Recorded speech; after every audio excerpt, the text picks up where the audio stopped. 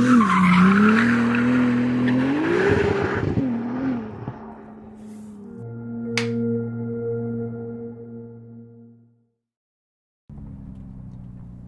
recalculation. Any day is a great day to be in Maranello, Italy, driving a new Ferrari. Today, it's the 296 GTB, which is a real big departure for Ferrari. It's mid-engine, rear drive, that part's familiar, but this one's a V6 and a plug-in hybrid. Don't worry, there's still plenty of power. 819 horsepower total, 654 from the V6 alone, and another 164 available from the electric motor.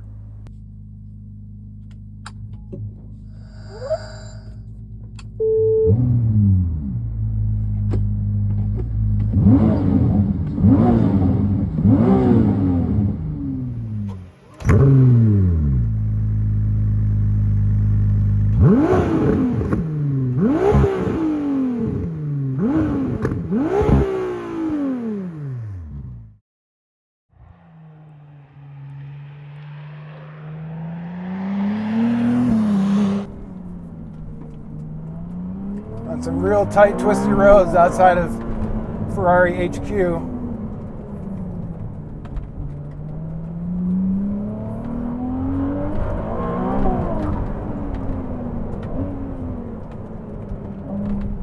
The V6 is warbly, it's angry, it's still very Ferrari-esque, and don't worry, the engine is very much still the centerpiece of this car, despite its electrification. I don't know if we'll be able to hear this with the windows down. You get a lot of turbo blow-off noise and stuff when you lift. Sounds modified Subaru-esque. Gotta get this slow traffic out from in front of us. While we're stuck behind traffic, let's talk about this all-new V6. The first to power an officially sanctioned Ferrari-badged road car. Ferrari still isn't counting the Dino.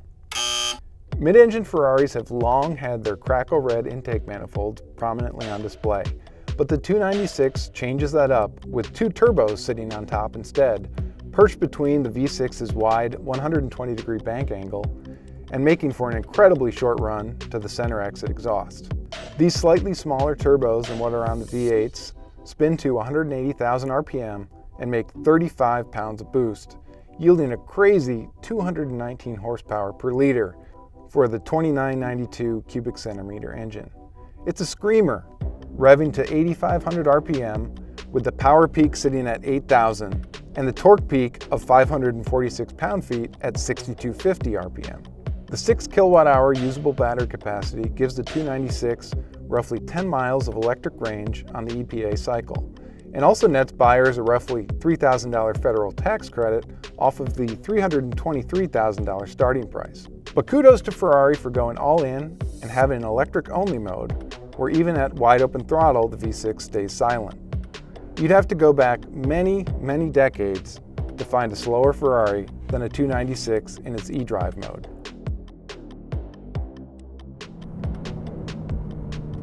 The roads in Italy aren't perfect, and I think that's one of the reasons that Ferraris don't ride terribly. In fact, they use the same Magneta rheological shocks that GM has also used a lot, and they have this bumpy road mode that, even in the really aggressive Manatino settings, make for a very forgiving ride. Other departures for this car include brake-by-wire. It actually feels, the feel is surprisingly good, okay, feels normal. Pedal stroke is very short and the pedal's pretty hard, but there's no real wonkiness or weirdness to the pedal feel. It's also electric power steering, but there's still nice tingles coming through the wheel, going over the road. It's on the light side like Ferraris have always been.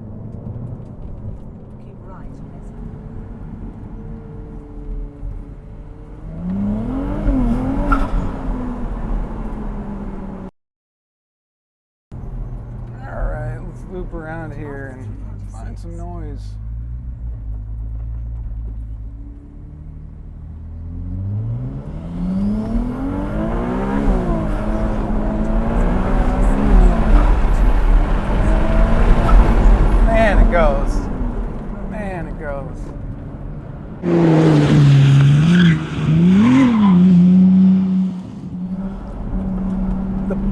actually pulls linearly. There's the gauge for how much the battery's kicking in, but mostly it just feels like almost infinite power.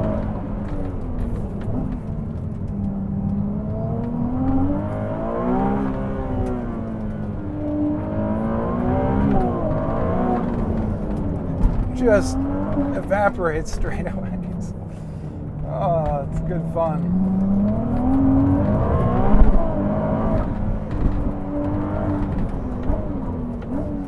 Real tight here.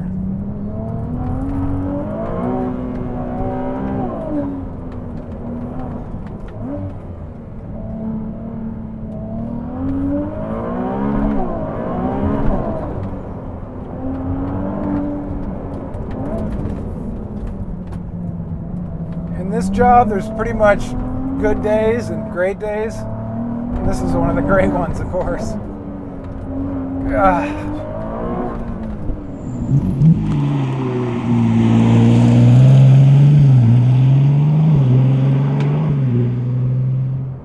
All right, I'm gonna bang off a quick launch control here if I can. Real quick one. Oh, it says not admissible. I don't know why that would be. Try it again. There we go.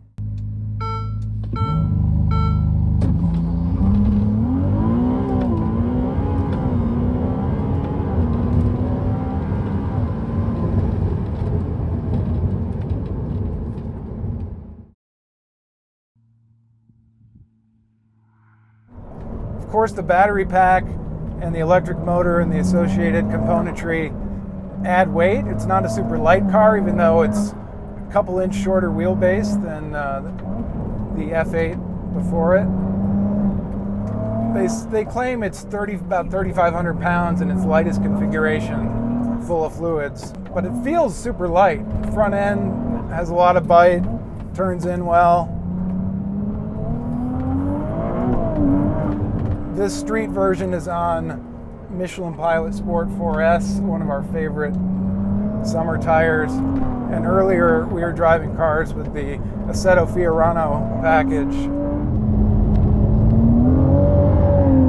And those had Michelin Pilot Sport Cup R's, which is about the grippiest track tire out there. I expected it to have less traction. It's really hooked up for how much power there is.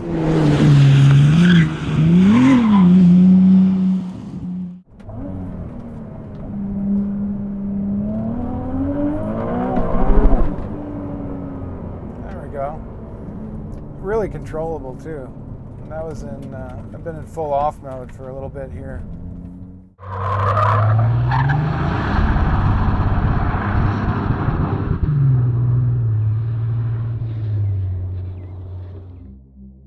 Ferrari hasn't shared its market research, but we're pretty sure its customers weren't asking for a V6 plug-in hybrid. Yet the 296 is more powerful and quicker than the F8 Tributo and its twin-turbo V8, and it's a second and a half quicker around Ferrari's 1.9-mile Fiorano circuit.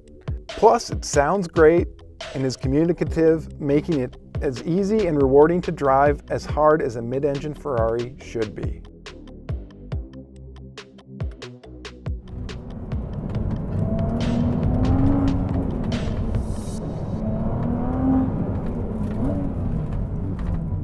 That's really sweet. That's really sweet. Route recalculation.